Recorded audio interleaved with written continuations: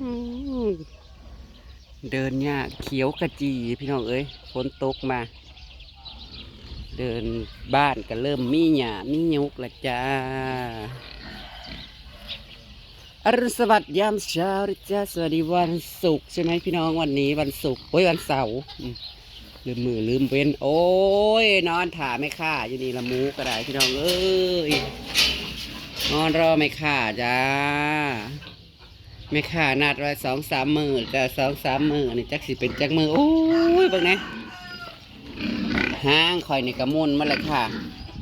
เล็กเลิกมันดึงออกบัดมูลปุยปุยบันเครื่องสินขาดคานาอ่างข้างใจรอไปอีกสักกันรอไปอีกก่อนนะคะโอ้ยจะไปเบิ่งไก่ข่อยก็พี่น้องไก่อันฝากในกอไผ่ไก่ฝาก30 กว่าหน่วยเนี่ยนะออกลูกเมื่อวานมันกำลังเบาะนี่ตกน้ำตายอีกแล้วไก่น้อยนี่โอ้ยจะเป็นข่อยเบื่อครับออกกี่ตัวแล้วจ้าออกมาแล้วเบบี้เบบี้เบบี้เบบี้ได้กี่ตัวแล้วลูกเบิ้งไข่นะพี่น้องเด็กตัวแล้วลูกเบิ้งก็เห็น2 ตัวโอ้ยกำลังออกโอ้ยตัวนี้นะบอตายเสยพี่น้องที่มันติดไข่นี่นะกำลังออกเยอะจริงๆเขาสิแก้ตัวนี้เอากันมันติดเนี้ยคอยนึกว่าเพิ่นสิบอลอดตอนนี้นะเมื่อวานเนี่ยมันแตกไข่มันแตกก่อนเลยพี่น้องรอดจ้าเดี๋ยวดูได้กี่ตัวแล้วลูกเบิ้งโอ้ยนี่กำลังออกนี่กำลังออก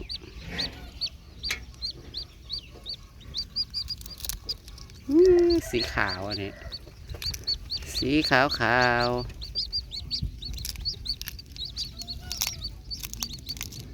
ออกเลยถ้าอย่างเงี้ยสีขาวนี่ตัวใหญ่ป๊าดได้ไป2 4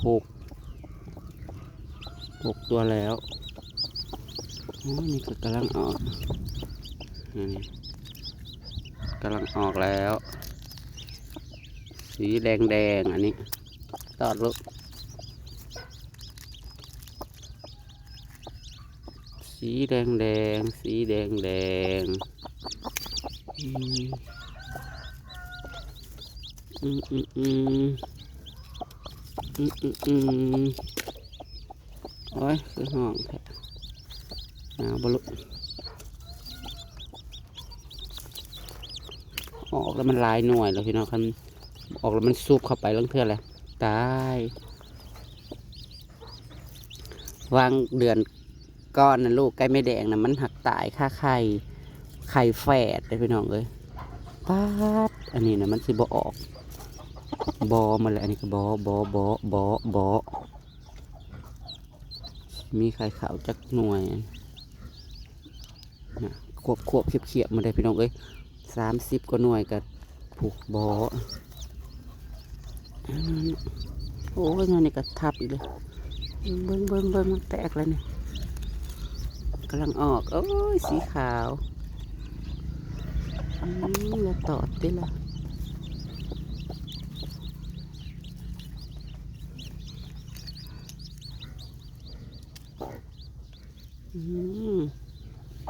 7-8 ตัวแล้ว7-8 ตัวนะ7-8 ตัวลูกพี่บอเบิ้งน้ำนะแกมันนี้มันก็เลี้ยงลูกดีอยู่นะ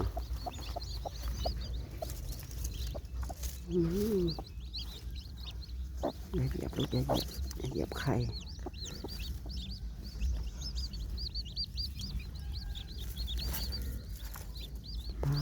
ขันไปออกหมดนี่นะพี่น้องเอ้ย30 กว่าตัวตอนนี้ได้ละ8-9 ตัวเดี๋ยวว่ามันไข่น้ำกันดิ ดไข่แล้วแม่ได้เก่งแล้วก็แม่นั่นได้ฝากอีกค่ำอีกคูณแล้วคอยสิฮาบจังได้สิให้รอดมัดขุโตพี่น้องเอ้ยคอยยังให้น้องก็ยังบ่ว่างเนาะสิมาเฮ็ดอันหม่องอันนั้นกกไก่นะเบบี้เบบี้เบบี้เบบี้สีขาวน้องสีขาวอันนี้น้องสีขาวสีขาวสีแดงแต่เบิ้งนี่นาสิออกเบิร์ดได้พี่น้องเอ้ยไม่มีไข่ที่แบบว่านั่นเลยนะดังควบๆแล้วนี่นะมันบ่มีไข่เป็นไข่ห่างๆเลยมันเสียนได้ดีเนาะออกเยอะแยะเลยจ้าเอาออกสะออกมืออื่นกระปงได้วันนี้เขาแจ้งมาว่าไฟจะดับ4 ตัวเมืองเด้อค่ะหมูจะมีน้ำให้กินไหม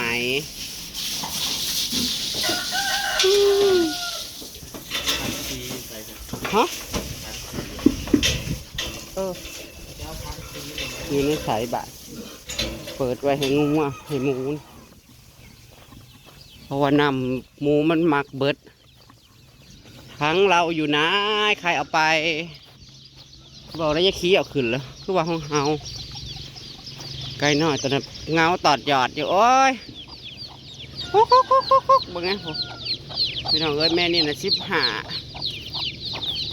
หักเงาอยู่นะตอดหยอดอยู่อันนี้20ค่ะแม่นี้20 ตัวค่ะ20 ตัวอยู่ในคอกก็ประมาณ20 ตัวค่ะแต่ว่าแม่นี่ญาติเอามาเลี้ยง3 ตัวมัน17-18 ตัวเป็ดคอยยังได้ไข่อยู่บ่นี่เขาไปไข่อยู่กอไผ่อยู่บ่มันมาไข่ครับพี่น้องเอ้ยมันเขาไปไข่อยู่แต่เกาะไผ่ผมหมองไข่เพิ่นกระดาเก็บไข่ออกมาให้อยู่ในหนีก็บ่ไข่11 หน่วยมันเข้าไปเกาะไผ่อยู่ตลอดเลย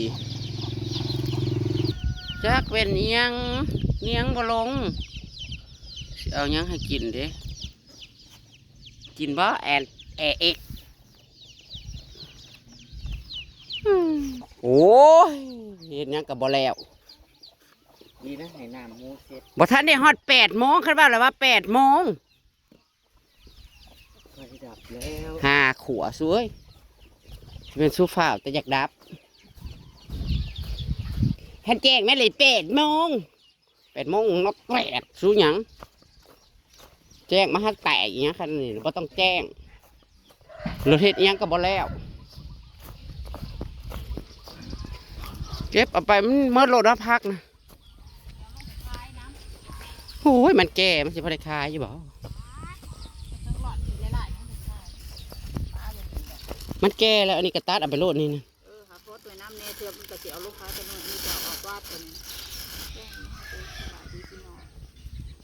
พอมันแก่หัวหัวน่ะแน่นเนี่ยนี่นะแน่นมั้งเนี่ยป้าหันได้แนวหนีเท่าแห้งกับมัดขายแล้วมันได้ขายจะออกวัดกับบักเลนไปวัดจ้าวันนี้ถือคุมบ่เพราะว่ามันมืดแล้วแนวอันปลูกกับจักสิลงอีหยังมือมาเครือกับง่วงเขามากินดูซะเอาพุดใหม่แล้วโผล่สิเก็บไปให้เป็ดอ่ะเนาะมันอันห่อเด้มันก็ยังงามอยู่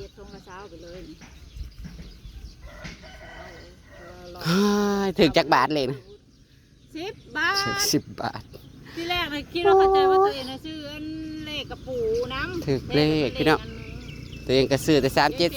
39เราถือกระปูยายเจกับยายหอมถือเช้านี่ก็วันเกิดนางดุยอายุ38 ปีเลยบอกแชทไปบอกเลขนาง37 38 39นางถือ200เพิ่นว่าตะกี้ว่าคันซื้อก็สิซื้อแต่38เพิ่นว่าคันมึงบ่บอกก็บ่ซื้อ เฮงเฮงเฮงว่ะ กระเลขนะตัวเองบ่ได้พันดอกพี่น้องก็ซื้อน้ำมู คือกัน มูวันอะไรก็ซื้อน้ำมู จะซื้อก็ได้30 บาท เฮงเฮงเฮงจ้ามันนี้เขาให้เฮงเฮงเฮงซื้อครับ39ซื้อแต่39ตัวเดียว เดี๋ยวนี้น่ะถือกัน26 2666โอ้ยป้ายเฮือนอีกแล้ว26นะ มื้อนี้ถือในเด้อเหล็กหมูพันนั่นพี่น้องทางพันข่อยพันเห็นขอบกว่ามาลาบ่ทุกคนพันเห็นฮอดคุณบ่มีซุมแม่ไปแล้วอันสวรรค์อาจจะปลูกแขนให้ตัวเองเลยตัวเองน่ะมันกัดเชือกได้แล้วก็จะบ่อยากขาดแหละวันชุมมันพอสวรรค์นั่นเลี้ยงหมูนั่นนอนประกามนี่ 074787ค่ะหวยเวียดนามฮานอยค่ะเวลา5 โมง 6 โมง 7 โมงแล้วจะออกเวลาใดโอ้ยเนาะมันห่อคักอะไร เดี๋ยวนี้สิขายทงละ20โลเด้อพักสลัดเลย มันเริ่มอึดแล้วบัดเดี๋ยว ขายทงละ20 เนาะมันก็ยังงามอยู่นะ โอ้ยงามนั่นแหละเขาเอาขายในตลาดสีได้อย่าลืมเด้อมาหุบให้เป็ดเด้อ วันนี้เราจะหุบให้เป็ดส่วนผักอันนี้เราก็จะไว้เอาดอกใครอยากได้ก็มาเอานะ เมื่อจะสิบอกว่าเป็ดน้ำขึ้นเสื้อกับเพิ่นว่าอยากได้เอาปีหน้าปีพูดแหละแล้วขาวพูดแหละจังสิปลูกไม้พักกันเริ่มจากปลูกหญ้า แต่สิมาเนาะคัน4 โมงมาเขาเริ่มสิบ่ได้หุงเขาวมื้อนี้ ว้าววันประกาศแล้วว่า8 โมงเรามาเลย เริ่มสิบ่ได้หุงเขาว เจ้ากระหุงเซ่นี่เอาหมอเหี่ยว ก็จะเป็ดอะไรเดี๋ยวนี้หุงคือแต่สมัยตะกี้ หุงสมัยโบราณหุงใส่เตาถ่านเอา เป็นอะไรตะกี้ว่าสิหุงมาอยู่นี่ตัดพักแล้วเนี่ยเพิ่นว่าดับ คันแม่นั้นมันอยู่ไก่เนาะคือสมันจีรานนะพักเพิ่นนะปล่อยมันแก้ทีมเท่าไรนานมันบริคายอย่างเด้ คนปลูกหลาย เข้าไอ้เรื่องก็คือกัน แล้วเฮานี่คันเบิดรอบนี้น่ะคือว่าบ่อยากปานใดเด้อนี่แพงแล้วบัดนี้นะผักสลัดแพงเอาก็ช่องเงาตะ20 บาทเอาปลูกมาแล้วนี่เขาเจ้าเฮ็ด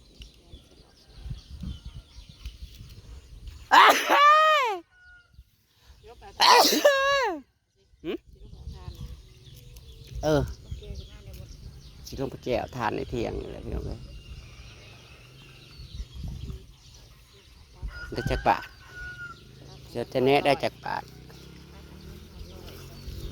ผูกมันนี่นะจะได้ร้อยผูก แล้วคัดขายบ่หมดก็ไว้ขายมื้ออื่นก็ได้มันบ่ได้เหี่ยวไว้เด้เอากับมื้ออื่นเอามาขาย ให้เพิ่นไปนั่งขายตลาดเพราะว่าอันวางงานเนี่ยว่าสิตัดมาผัดว่าพักมันหลายเลยพี่น้องเอ้ยมันเรือหลาย ได้จากตะกี้ ซื้อน้ำเจร้านกับเพราะว่าเพิ่นต่างซอยเพิ่นเอาน้ำพันเดียวนะกาทะเลถุง40 โลเพราะว่าเพิ่นซอย เนาะช่วงมันหลาย อืม นี่แหละ คันแม่นว่าบ่เมื่อยก่อนน่ะเพิ่นยังสิเก็บให้หลายกว่าหารซั่นแฮงสิเรือหลาย น้